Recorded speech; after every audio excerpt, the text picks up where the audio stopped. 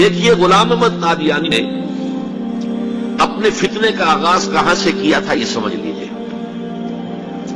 پہلے وہ ایک مناظر تھے، بہت اچھے مناظر. غلام احمد قادیانی تھا کہنا چاہیے، غلطی سے دے کے بیٹھا ہوں. آریہ سماجیوں سے مناظرے کیے، عیسائیوں سے مناظرے کیے، مناظروں میں فتح حاصل کی، مسلمانوں کی آنکھوں کا تارا بن گیا، محبوب ہو گیا. اس کے بعد اس نے ایک فتنہ چھوڑا، ایک شوشہ چھوڑا. نبوت اور وحی تو رحمت ہے، رحمت کیسے بند ہو سکتی ہے؟ وحی تو انسانوں کی ہدایت کے لیے ہے، انسان ختم نہیں ہوئے وحی کیسے ختم ہو جائے گی؟ دیکھیے بظاہر یہاں دلیل ہے، اٹ اپیئرز کنونسنگ، بات سمجھ میں آتی ہے. یہیں سے یہ حل مل جائے گا آپ کو. کیا وجہ ہے کہ بڑے بڑے اعلیٰ تعلیم یافتہ لوگ جو ہیں اس کا شکار بن گئے؟ دنیا میں ایک ہی مسلمان نام کا سائنسدان جو ہے وہ آیا ہے ٹاپ پر، وہ قادیانی. ایک ہی مسلمانوں کا نام رکھنے والا جو ہے وہ international court of justice Hague کا جو ہے جج بنا ہے، وہ کون؟ قادیانی. ڈاکٹرز قادیانی، انجینئرز قادیانی، بڑے بڑے. یہ کیوں؟ یہ بات ایسی تھی کہ جو بظاہر دل کو اپیل کرتی ہے کہ جب حضرت آدم سے کہا تھا اما یاتینکم منی ھدی فمن تبع ھدایا فلا خوف علیہم ولا هم یحزنون، انسانوں کی ہدایت کے لیے وحی کا راستہ کھولا گیا. ابھی انسان ختم نہیں ہوئے، وحی کا کیسے دروازہ بند ہو جائے گا؟ اجرائے وحی کا پہلے شوشہ چھوڑا، اور جب وحی جاری ہے تو نبوت جاری ہے، لہذا پھر آخر میں آ کے نبوت کا دعویٰ کر دیا.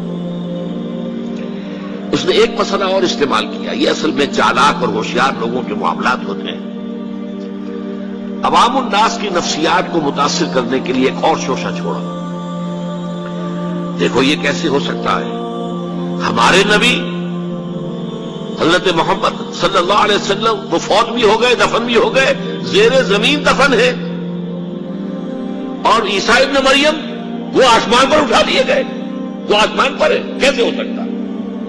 اب عام مسلمان کے لیے اس میں بھی ایک اپیل ہے کہ اس میں تو گویا کہ ثابت ہوا کہ حضرت عیسیٰ ابن مریم جو ہے وہ افضل ہو گئے محمد سے صلی اللہ علیہ وسلم. یہ ہے وہ چیزیں کہ جن سے حالانکہ افضلیت کا اس سے کوئی تعلق نہیں. اصحاب کہف اگر 300 برس تک سوتے رہے تو اس میں کون سی افضلیت ہو گئی؟ کوئی افضلیت کا سوال نہیں. اس اعتبار سے حضرت عزیر کو اگر 100 برس تک مردہ رکھ کر اللہ نے دوبارہ زندہ کر دیا، کون سی افضلیت اس میں ہو جائے؟ اللہ کی قدرت ہے، اللہ کر سکتا ہے. لیکن عام آدمی کو اپیل کرنے والی بات نہیں ہے.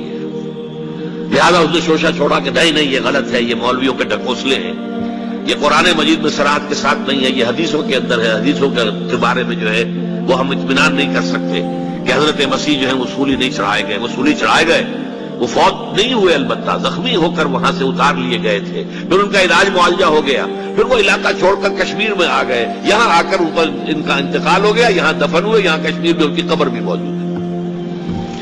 یہ دو ایشو ہیں جو اس شخص نے اٹھائے، اور اس سے عوام الناس جو ہیں جن کے اندر کے علم کی پختگی نہیں ہوتی، یا جذباتی طور پر آپ انہیں متاثر کر سکتے ہیں، یا جیسا کہ میں نے پہلی بات کہی تھی اس میں تو یقیناً ایک وزن کی بات نظر آتی ہے کہ یہ رحمت ہے، وہی رحمت ہے، نبوت رحمت ہے. اللہ کی رحمت بند ہو جائے گی کیسے؟ اب اس کا جواب ہے یہاں. میں نے اس قادیانی سے کہا کہ مجھے یہ بتاؤ کہ کیا تم یہ مانتے ہو کہ اللہ کی ہدایت قرآن میں کامل ہو گئی؟ انہوں نے کہا ہاں ہم مانتے ہیں، ہدایت کامل ہو گئی. میں نے کہا کیا تم یہ مانتے ہو کہ قرآن محفوظ ہے، اس میں تحریف نہیں ہوئی؟ یہاں مانتے ہیں قرآن محفوظ، اس میں تحریف نہیں ہوئی. پھر میں نے کہا مجھے منطقی وجہ بتاؤ، پھر اس وحی کی کھڑکی کو کھلے رکھنے کا فائدہ کیا ہے؟ وہاں سے جو آنا تھا جو مکمل ہو گیا قرآن.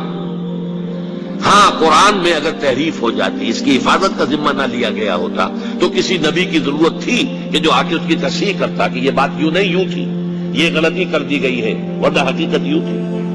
منطقی اعتبار سے ایک حاجت، ایک جواز پیدا ہوتا ہے اس وحی کے جاری رہنے کا اور نبوت کے جاری رہنے کا بشرطے کہ ان دو باتوں میں سے کسی ایک کو مانو. یا تو یہ کہو کہ ہدایت قرآن میں مکمل نہیں ہوئی، اور یا کہو ہو تو گئی تھی لیکن قرآن جو ہے گم ہو گیا، قرآن کے اندر تحریف ہو گئی، وہ اصل قرآن نہیں ہے.